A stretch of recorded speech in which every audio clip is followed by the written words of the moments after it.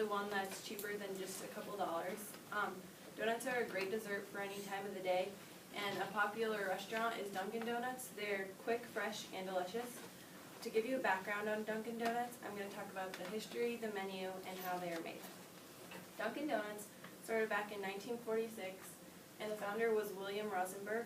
It was in Boston, Massachusetts, and at first they weren't a restaurant. They just made like snacks and coffee, and they would deliver them to the outskirts of Boston.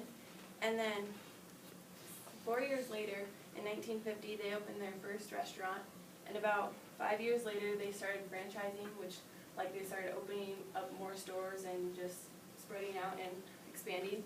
And by 2011, they have 10,083 Dunkin' Donuts worldwide in 32 different countries, and the revenue is $6.9 billion.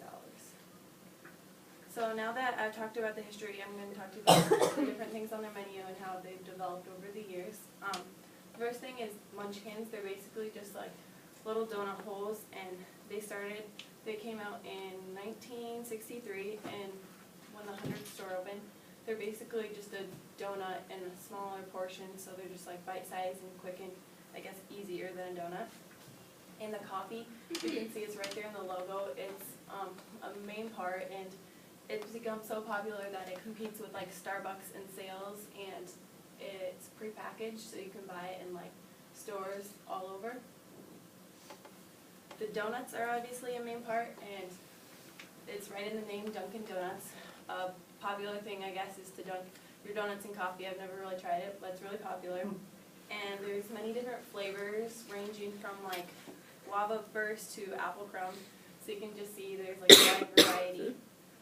Now that I've talked to you about the different kinds of donuts, I'm going to talk to you about how donuts are made.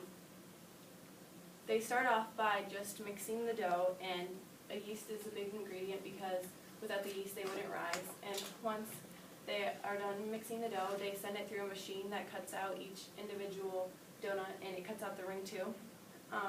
Once that's done, they let them rise, and then they put them in the oven. And then they finish off with glazing them, and they go through like a waterfall of glaze, so it covers the whole thing. Now that I've given you a background on Dunkin' Donuts, I hope you can understand why they're such a popular restaurant.